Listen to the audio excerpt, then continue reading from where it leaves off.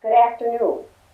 This is an this is an interview with Sadie Erhardt for the Valley Historical Project. And I, Harriet Blockus, am the interviewer, and I'm assisted by Ken Blockus. And the date is May 3rd, 1998, and we're in the lovely home of Sadie Erhardt here in Elgin. Good afternoon. Good afternoon. And Sadie, would you like to start out by giving your name, including your maiden name? Oh, Sadie Geneva Erhardt. Sadie Geneva Peterson Erhardt. And tell where you were born? In the rural Carmel. And when? In 1914. And can you tell us a little bit about your parents? Yes, my parents were the parents of 5 children. I was the youngest. And they farmed up the river road, and we farmed there till the big flood. And then we were flooded out, so we moved up. We moved in rural Claremont, but up towards Postville. Would you give us the names of your parents? My mother's name was Martha Foster, her maiden name, and my dad's name was Ole C. Peterson. We always went by Ole C. so he wouldn't get mixed up with Ole K. Okay. And you all were born in the Claremont area? Mm-hmm. In rural Claremont. And would you like to give the names of your brothers and sisters? Yeah. Charles Peterson and Eli Peterson, Arlene Peterson, Gladys Peterson, Sadie Peterson. Are any of those still living? Gladys Johnson. That's your sister? Yeah, Gladys Peterson Johnson is still living. Okay. You're the only two left? Yes. Okay. Now, your parents were born here, so who was it in your family that immigrated to the United States? It would be my dad's dad and family. Do you remember their names? I remember Kristen and Ingeborg. Okay. Do you know what part of Norway they came from? Telemarken. Good. Okay. Do you speak Norwegian? No. Dad didn't want us children to learn Norwegian because he was afraid we'd get a Norwegian brogue. Did you learn any phrases in Norwegian? Anyway. Any just common phrases? Oh, yeah. Mm-hmm. If they didn't want me to understand it, if that like they were going to buy me a Christmas present and talk Norwegian, I could always understand that. I could always understand what I wasn't supposed to. Did you pray in Norwegian?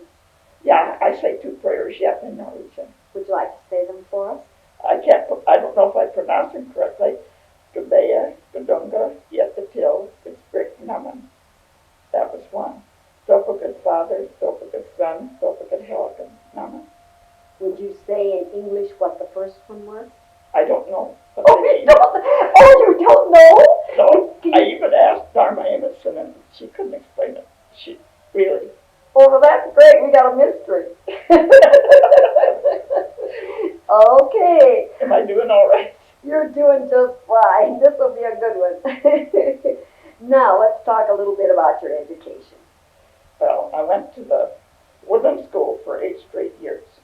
We carried our dinners, and we'd leave them in the hallway, and sometimes I lost the lid to my dinner pail, and a dog came in and ate all my dinner. So then, all the children gave me something to eat that noon. And then I remember one time in particular, we had the dinner pails in the wintertime underneath. See, we sat double. We had double desks, and we had sit double, and we had our dinner pails down on the floor by our feet. And when the teacher wasn't looking, I had eaten my dinner all up one day before noon. You were a tricky little one, weren't you? Okay. And so they wondered why I didn't have anything to eat that noon. So they passed the hat again to me and gave me some of their dinner. Did you try that again? And no. Okay. Because the teacher caught on by that time. I think we had to put our dinner pail somewhere else then. But then I had to sit by a girl that, she had such wonderful dinners. And she always would give me half of her banana or something, because I'd tell her, oh, gee, I like that so well. So she'd share with me. I can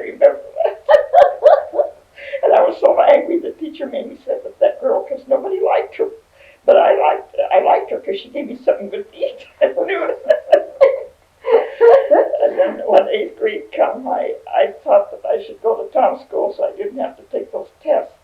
But then there were 3 of us that had to take the test. I think it was Harvey Anderson and Alan Anderson, 4 of us, and Lillian Anderson and myself. And it was a funny thing, I think, that we each had to take 3 over again. I know mine was geography and arithmetic and civics. They were my 3 hardest subjects. And I passed the second time. So then I could go to high school. And you graduated from? Claremont High School. It's that junior high building. It was a junior high building, and now it's used for offices and different things. Wrestling, practice wrestling. The one with the clock. Yeah, the one with the clock. The one with the clock. That's the way I always identify it. And do you remember how many were in your class? There were 14 when we graduated. Oh, 14. Mm-hmm. And how many of those are still living? Oh, well, Elmer Olson is still living, and I'm still living. I've got the picture. Should I go and get it? No, that's fine. That's fine. I just wondered if there were. Clarence Kittleson. Oh, Clarence was in your class, and Elmer. Yeah. And yourself. That's 3 out of 14. That's pretty good. And there's 6 in all. I can only think of. You mean there's 6? Carmen Swenson. Oh, Carmen Swenson. Yeah. And now there's 2 more if I can. Well, we know that about 6 out of 14 are still living. That's good enough, okay? Mm-hmm. And we do know those people, and they live in our Mary community. Kellerling. She's married to Mary Lang. And Margaret Connor, that was married to Dick Wagner. Now, is that Connor related to the Dummermus Connors? I doubt that. I think that was Ben Connor that used to be the barber in Carmel at one time. Okay. But that building is torn down. After high school, you went to college for a year? Yeah, I stayed home the first year. Then the next year I went to Iowa State Teachers College at Cedar Falls, but it's UNI now today. You live in Bartlett Hall? No, I stayed in a room where they had we worked for our boarding room. Okay. It was Depression times, remember? Mm-hmm. You don't remember about how many students were there at that time, do you? No, I never heard the number. Because that's a long time ago. And I think Ken's mother went there for a year too, Mm-hmm. but I don't know what year it was. Yeah. And they called it Iowa State Teachers College. Mm-hmm. Okay. And then after that, you went into a profession. So you want to tell us a little bit about I that? taught 9 years in Carmel, Minnesota. Now, was that rural school? Mm-hmm. And we had to do our own janitor work. We had to, it was just all different. No lights. I remember the lamps when we were going to have our programs. They were in the holders that was attached to the wood frames of the windows. And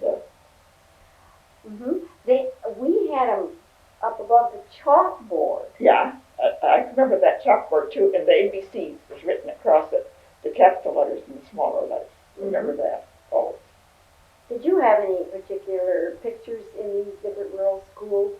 Sometimes when I talk to people, they all seem to have had the same ones. Did you have George Washington?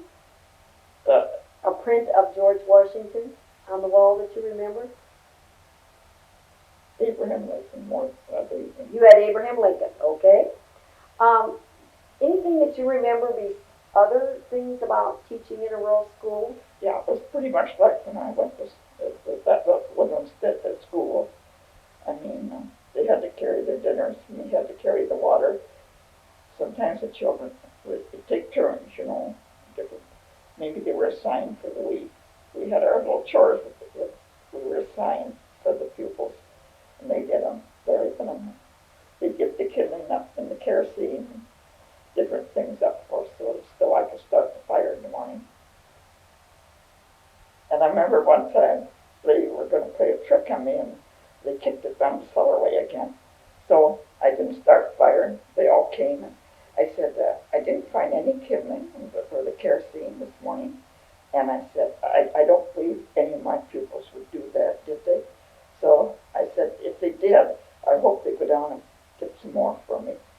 marched down and got some more for me. They didn't like a cold schoolhouse. No. That was really using psychology. And then another time, on Halloween, they got a great big, those shocks, you know how they used to cut the corn and put them in big shocks. And they had that up against the schoolhouse door. So it wasn't too cold and I was dressed warm, so I stood waiting. And when they come, they said to me, how come you're standing outside? Oh, I said, I was just waiting for somebody to come and take this big corn shock away. I don't believe you pupils did it, but maybe you'll do it so you can get into school today. And they carried it away so nice. I think I would have liked to have you been my teacher. And whenever they did a trick, I tried not to show any anger. I would laugh with them, and I said, it was funny, I said, really, but it has to be corrected. And they would always go ahead and do it, and never had any trouble that way. I thought that was pretty good. Now, you have lived all your life in this area. Oh, yes. The Claremont and Elgin areas. All right. And I would like to think of, would you think, if I said, what are some of your childhood memories, what would be the first thing you'd think about? Oh, I always wanted my dad to go with me to town. My mother had bought me a remnant, and she made us, it was a brown cordine pleated, and she made me a pretty skirt. And oh, I was so proud of that skirt, but I didn't have a sweater. So I took my dad and I went to town one day. We went in the store, and he bought me the prettiest tan and brown sweater, slip-over sweater to wear with that skirt. So then another time, I wanted a pair of shoes. So, well, I needed a pair pretty badly. So he took me to the shoe store in Caselcas and Posco. And I tried on a pair, and it was only, I believe, about 4.5 or 2.5, something like that. It was really a good shoe that you could buy for that price. So after they got me fitted out, we decided that would be the pair to take. I looked them up in the face and I said, Pa, do you think they're so good enough to wear to church?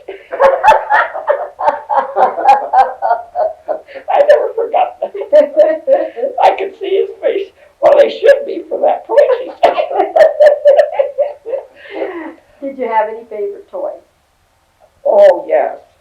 I had a doll, and it was just about the size of a baby. Really, it had the biggest head, didn't have hair or anything, but I would sew for it, and I just loved to sew. And I didn't have any patterns, but I could just cut everything out and get it sewed together so nicely, and she'd have a different outfit on every day.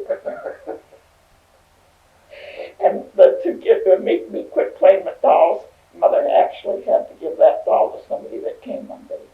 Can you tell us what that doll was like, how it was made? It had from the elbows and down, it was that, whatever they made the head out of at that time. China? Yeah, it wasn't really China. It was some hard stuff. And they could paint it, Mm-hmm. Arms would be painted pink from the elbow and down. Mm-hmm. And then it was all cloth body, of course, and they had black soap on the cloth on the feet, so that would be her slippers. What color was the hair? Was it painted? She didn't have any hair. It was just a pink bisque kid. Oh, okay. But I thought the world and all of her. I carry her around like a baby, and I had blankets, a little blanket for her and everything. Oh, how I loved to sew for her. What was her name? Her name, I think it was just Dolly. Just Dolly. Okay. Do you have any childhood memories of holidays? Yes. I don't know. One time, see, I believe in Santa Claus so long, too. So they had to tell me there wasn't a Santa Claus. And my mother had bought a Santa Claus. It stood about 2 feet high anyway.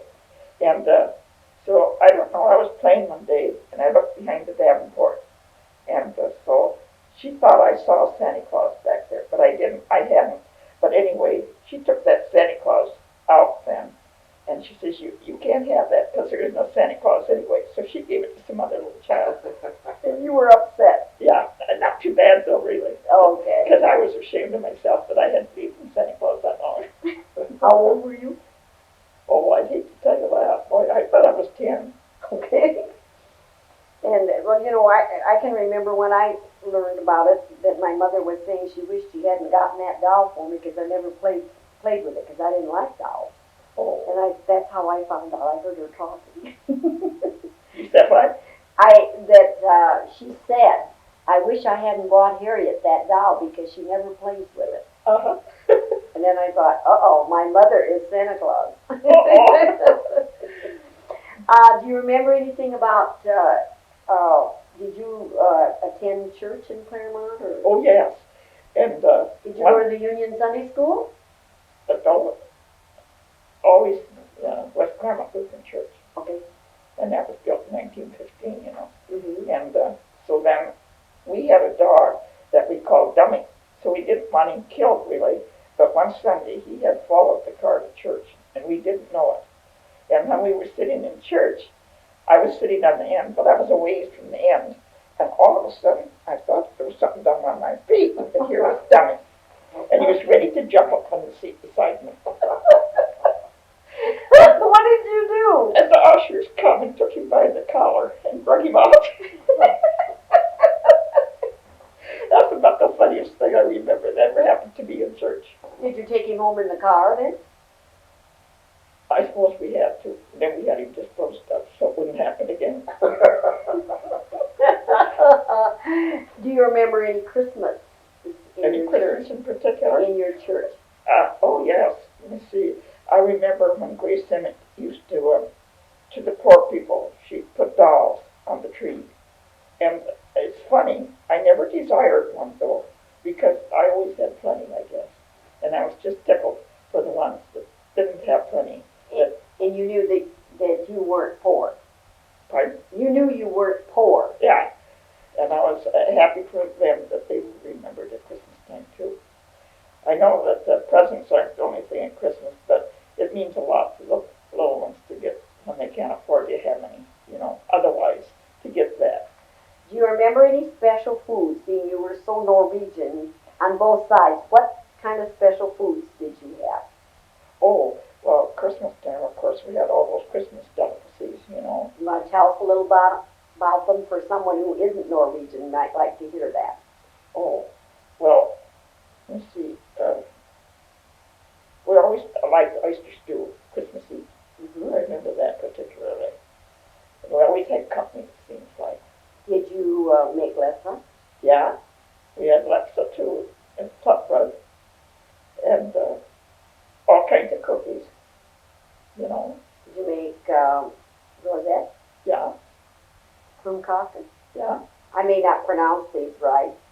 So you had all of these good Norwegians. Did you make sweet soup?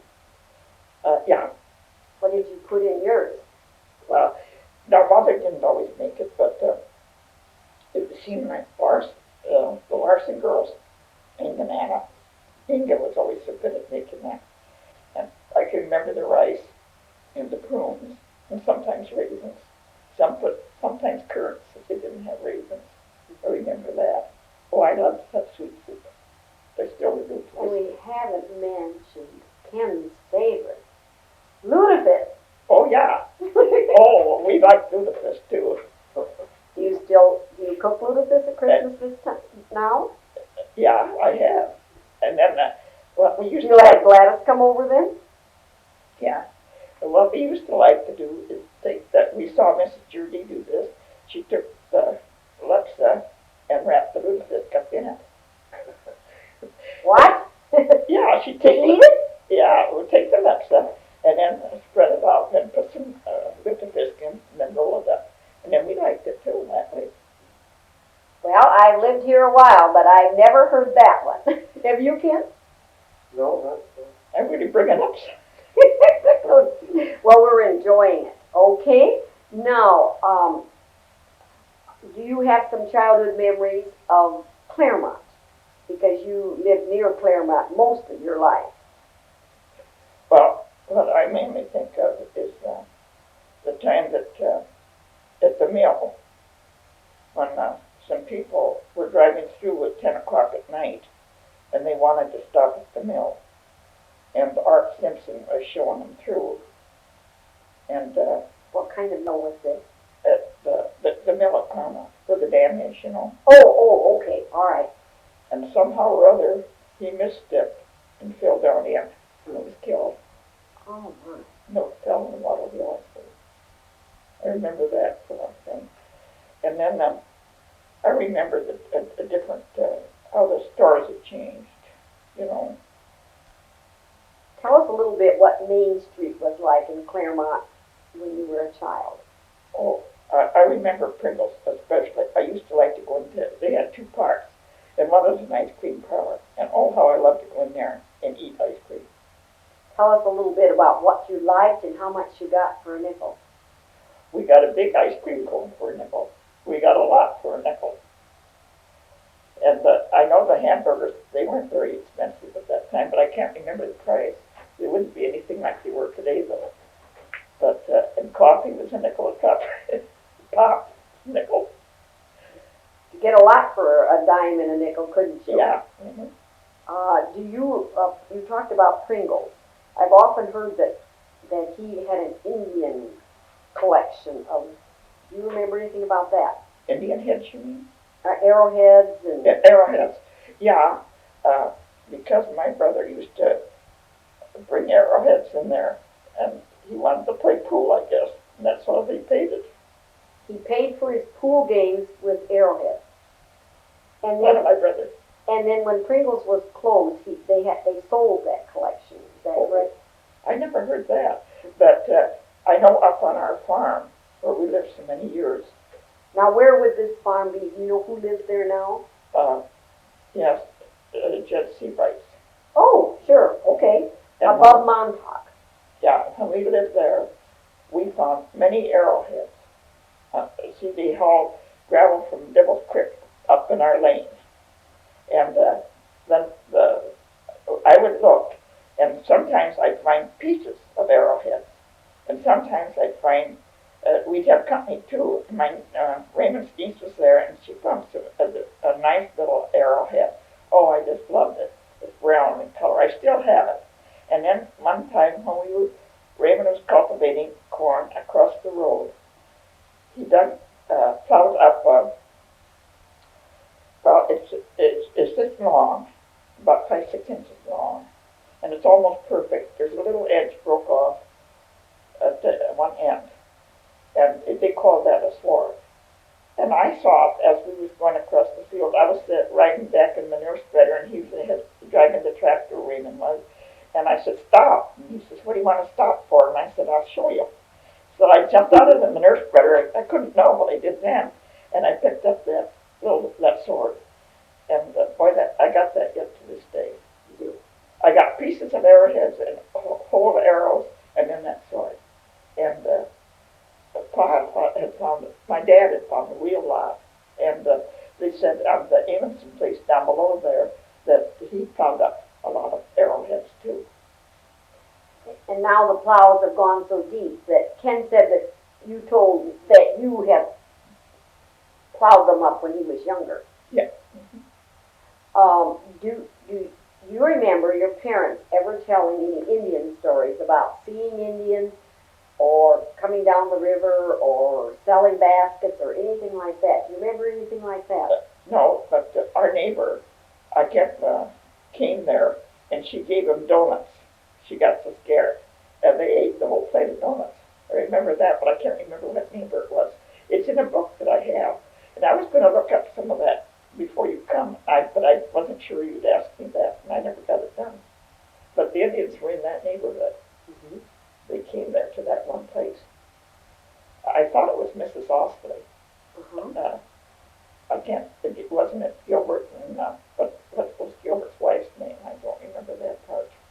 Ken might know, but not I. I think that was the place. Okay. It's up in that, but it's evident by all those arrowheads that they would get blind. But the Indians, that was a camping place for them. I don't know, but they sure shot a lot of arrowheads. What they found. It might have been burials, too. Yeah. That's true. Okay.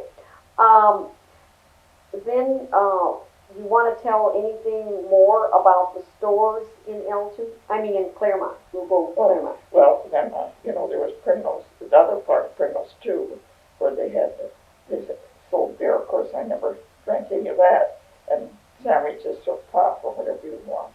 But the ice cream parlor was my favorite place. And then, of course, the bank is still there where it always was. And there used to be an ice house back of Pringles where we bought ice, and we didn't have electric refrigerators, electricity yet. I'll never forget that ice.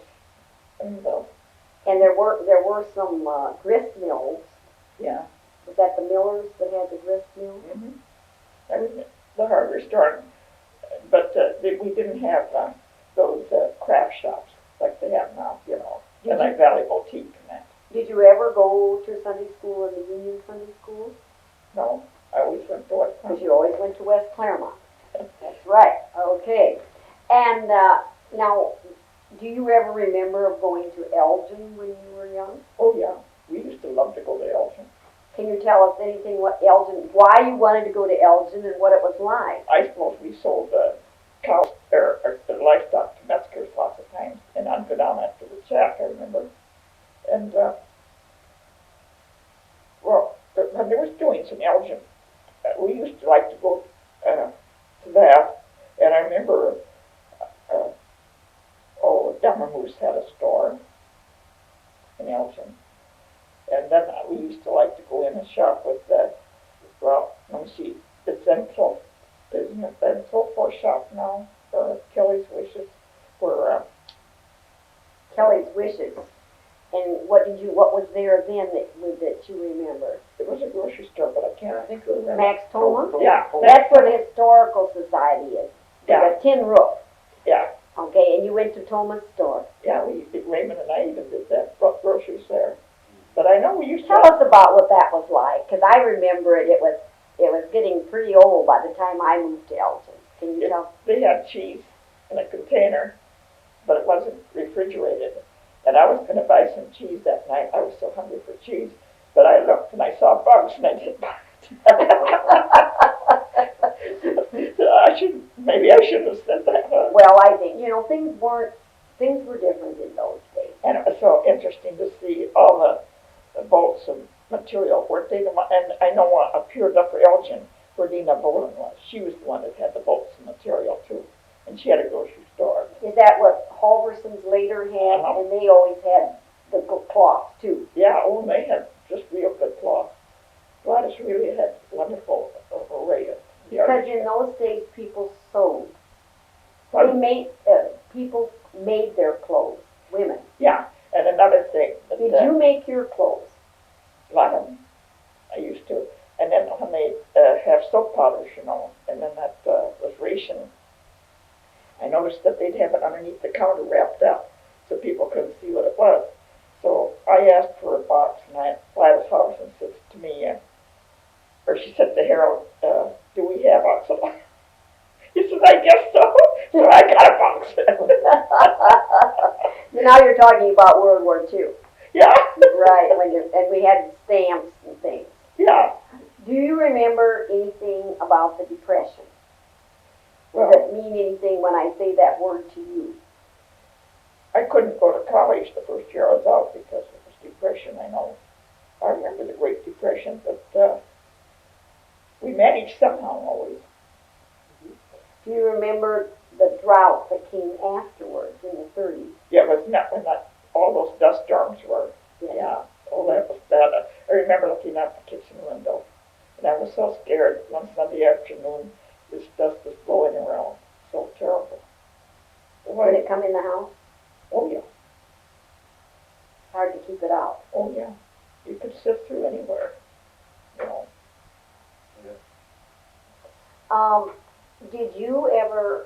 Did you burn wood? Oh yeah. Did you get it off your farm, or where did you get your wood? Yeah, Dad did all the chopping of the wood. And so And you always helped him, of course. always did the wood. We on the farm, yeah.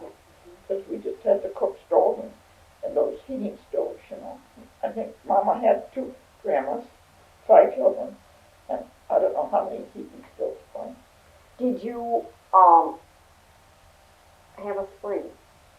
Huh? Did you have a well or a spring? Spring, that we carried water up the hill. Oh, how I hate that. I carried a lot of water up that hill.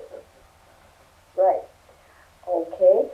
I remember one time too, Just a minute. He has to turn the tape over. Let's see, now we'll start out, what were you going to tell? about one time when I cut my foot on the farm. Okay. I had the neighbor girl. Accident that she had on the farm. Yeah. Mother always threw a lot of, whenever we broke this, there was a lot of broken glasses over the fence, and we weren't supposed to walk there. And Lillian Anderson, my girlfriend, stayed with me, and sometimes I'd stay at her house. But this night she was staying at my house. And we went down over this fence, and I don't know, we were headed for the ditch somehow, and I stepped on a piece of glass, and I cut my left foot very badly. So I guess Lillian had to go home, and I had to go to the doctor. Oh, there, you have to And when I come home, then my sister put a pillow on the bed, and I lay with my foot on the pillow all night. And who was your doctor? Dr. Judy, See your doctor all your life? as long as I doctored with Judy a long time, yeah.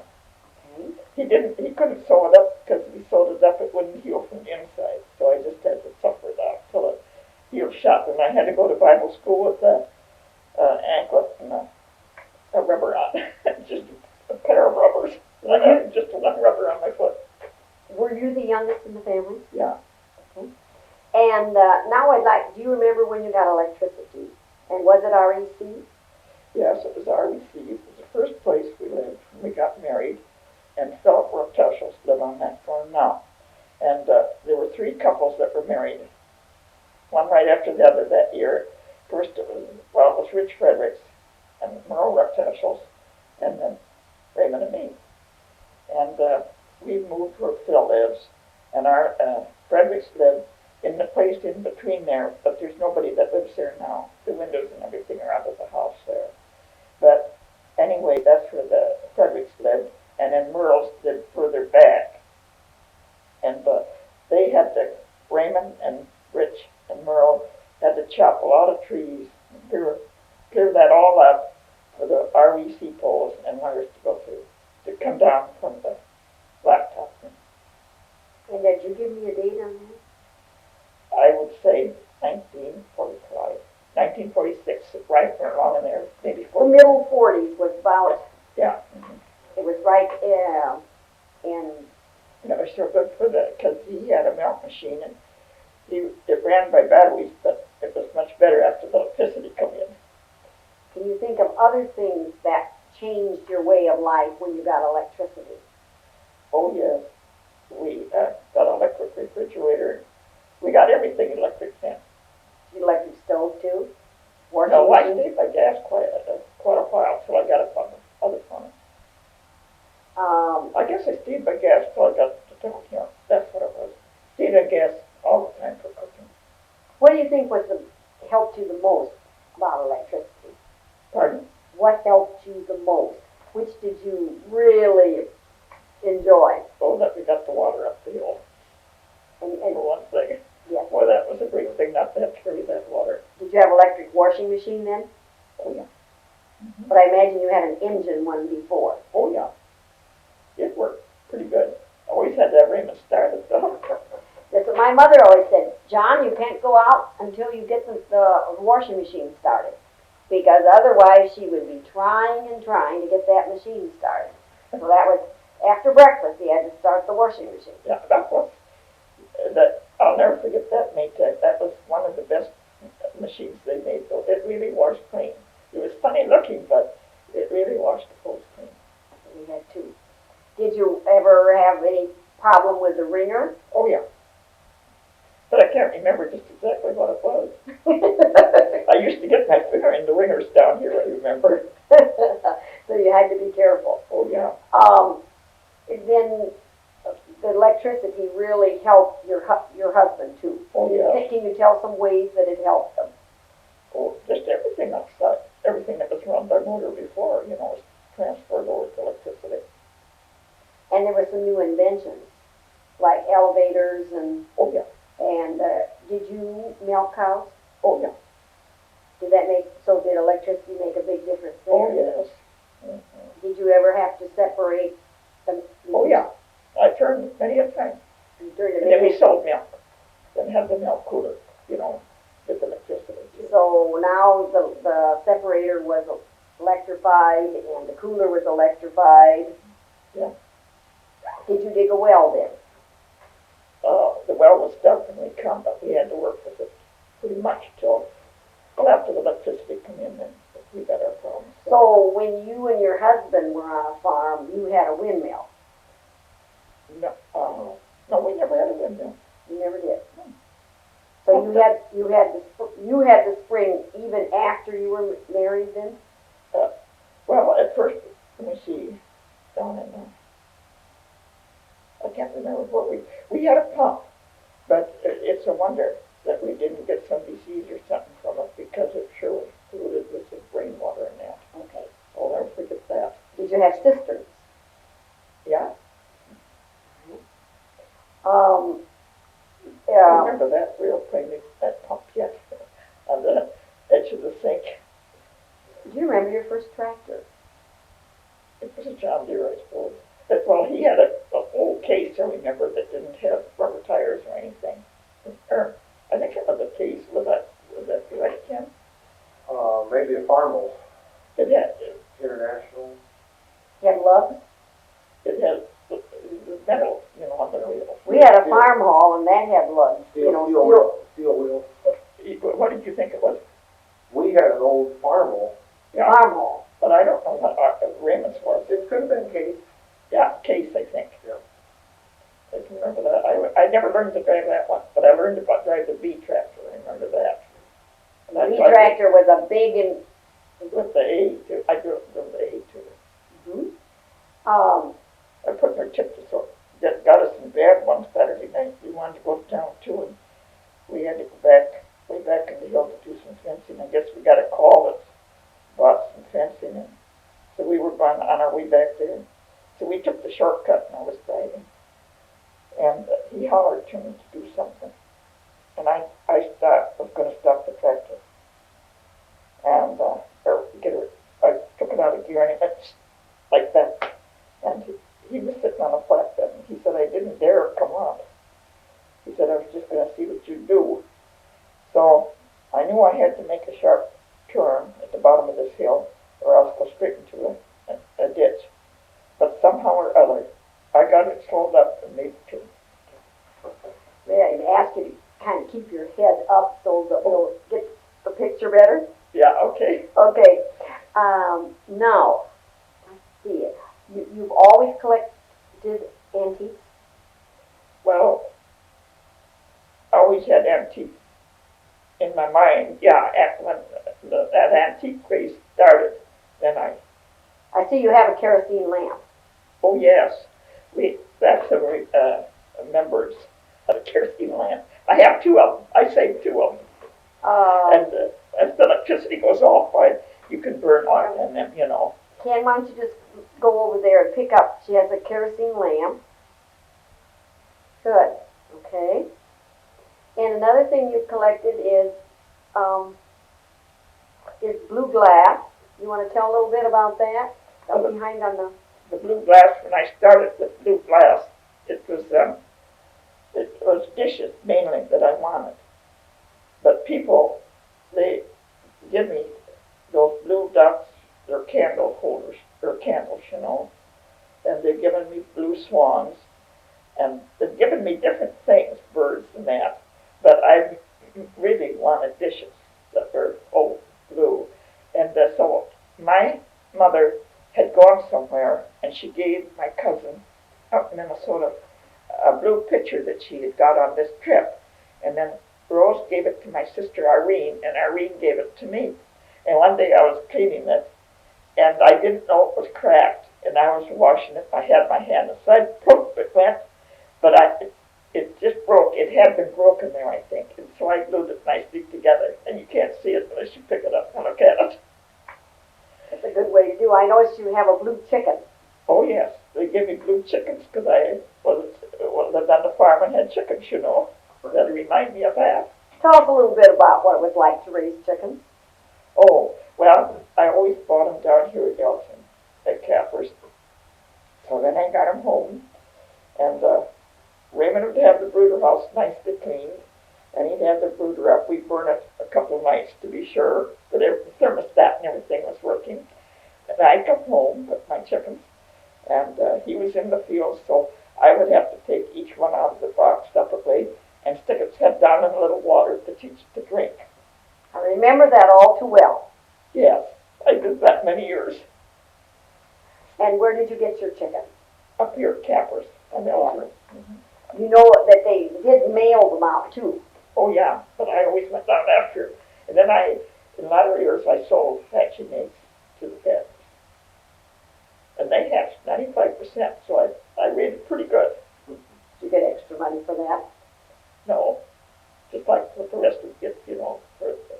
But they hatched well, so I was happy about that. Did you ever make clothing out of feed sacks? Anything out of feed sacks. I made dresses, and then I used some for dish towels. I used some for pillowcases. If I used the white, then I would take the print and put on the edge to trim it. And then and hem it up, you know, to trim my pillowcases. I made dresses and aprons out of those feed sacks. I have a quilt made from feed sacks. I don't think I have any feed sacks left. I mean, all wore out. I wore them all out. They were a good strong material, Oh, yeah. weren't they? And pretty print sometimes, too. You have trouble getting them matched up? No, I had to buy pretty often. And sometimes we could trade, too, you know, with the neighbor or something. Maybe they need one that I got, and I only had one, and then they'd give me one to match up with mine. We did that. Did you sometimes ask the feed person to save that particular sack for you so you could match them up? Well, I pretty much had it lined up, you know. You had it lined up? Yeah. Okay. What kind of animals did you have on your farm through the years? Oh, well, we had sheep, but he got rid of them after we lived in that Miller place the first 2 years we were married. And he had trouble with the bucks butting them down, so he never liked sheep. So we didn't have any up on the farm. When we moved on Dad's home farm, we bought it back from Hempstead. Dad had sold it to Hempstead, and we bought it back. And we just had cattle and pigs and chickens. I can't remember any of the other animals. Okay. And so, Horses, we had. you had horses. Yeah. Were they just driving horses, or did you have riding horses? Just the field horses, you know. And then the sleeping sickness came when my dad was on the farm, and he lost some horses. We never lost any with sleeping sickness, so. Would you like to tell a little more about that? No one has mentioned that, and I remember we had a horse that died with it. This one horse had it in particular, and they nailed the barn door shut and everything, to, you know. But she was out by morning, and she'd gotten down in the ditch, and we couldn't save her. They had to shoot her down there because it was too risky to try to get down to help her or anything, you know. She just was crazy. That was Dad's horse, and my brother was still home. And then sometimes I remember when cows would get in the alfalfa field, and they'd blow it. I can see my brother sticking them in the side so that gas would work out. That's right. Well, those were the good old days. You had to do your own vetting. Had to do my own hunt. You had to do your own vetting. Doing your own vet to Oh, yeah. Okay. I'm sitting on a chair that you wanted to tell about. Oh, I had 6 chairs after my mother that are many years old. And I have been offered, I don't think I'll tell the price, but I have been offered a good price for them. And they must be 100 years old as far as I can remember. And I have a table too also. And Shooty's writing is underneath it. You have Mrs. Peterson's name on it. She bought that table. Beautiful table. Now we need to finish up, but I want to thank you It for was fun. granting us this interview, and the material will be used for further dissemination and interpretation of our heritage of our region. It will be primarily used for educational purposes, but may also be used in promoting economic development and tourism. And so we really appreciate this, and we want to thank you. And I wonder, before we close up, is there something that I've forgotten to ask you that you would like to share? I think I told you my life history pretty well. I think you told me everything. How do you think that your lifestyle has changed? Well, I tell you, I still am an old fuddy-duddy about a lot of things. I'm old-fashioned, and I'm 83 now, and I'm cold when I'm freezing when other people are real warm. I gotta dress warm. I gotta have it warmer than anybody, it seems like. But I still like to go, and I still like to take part in, like at Circle and WELCA, and attend church every Sunday. But I like to be active yet. And I like to keep going because I don't want to stiffen up completely. Why do you think this area is special? Well, I've always lived here, and when we go on our trips and we see other places that they have to have as tourist trade and didn't have the land that we have and the opportunities that we have, it was always nice to come back home. Why did you choose to live in Elgin when you had lived most of your life in Claremont? Well, I tell you, when we moved to Elgin, and that was in 1969, we could not find a home.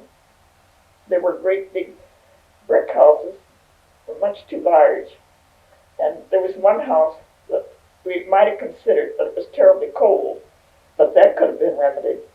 But I don't know, when we saw this house, I guess we just wanted it. And the Hineses made it very nice inside. Yeah. So you were lucky to get it. Yeah. And you got a fireplace?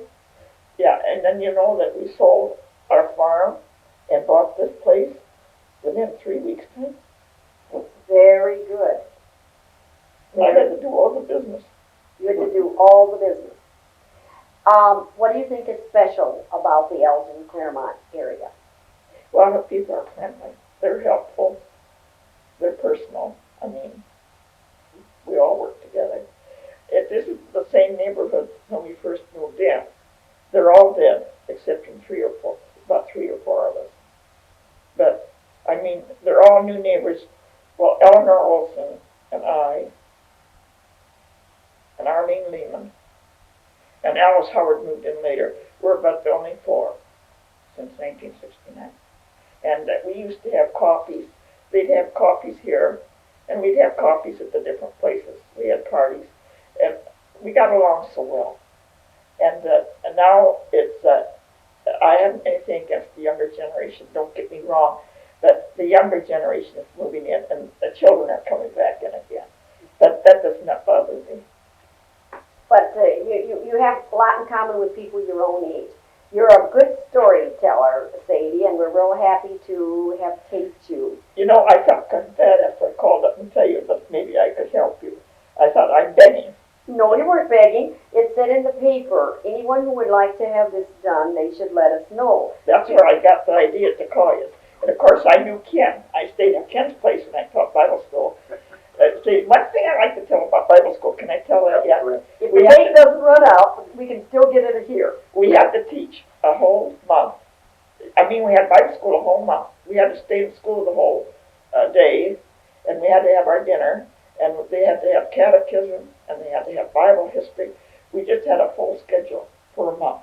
And nowadays, 2-3 days. I just wanted to bring that up. Maybe that wasn't very nice. No, that's all right. You're telling, I asked you what the changes were. And, you know, we have many more things for young people to go to. You didn't have to go to T-ball practice. We didn't have what? Go to T-ball practice. That's for little kids. T-ball. They put a ball on a tee and they hit it. So that's one of the things the little kids do if you're in kindergarten. Now? Yeah. Oh, yeah, of course I didn't know that. So those are, that does make a difference, and we really have appreciated. Is there anything else that you'd like to share? No, I just wanted to bring that up about Bible school. Okay. Because I thought that's so important. Yeah. I'll never forget how their dad made them steady. And I'll never forget poor Bernice one night. And I was always thinking it was half my fault. I was talking to him too. And your dad didn't think Bernice was studying the way she should be. And she had to get a little weapon. And that hurt me. Took her out in the hall, of course. Oh, that hurt me bursting that there's Bernice at me. Jeepers, because I blamed myself for it, you know. Okay. We had been acting silly that night and talking and laughing about different things, you know. I just loved your mother. Yeah. And I stayed a week at their place and a week at the different places, and then one week I drove, I guess, way back to my folks lived in the place where we lived up on the Coastal Road. Okay. Yeah.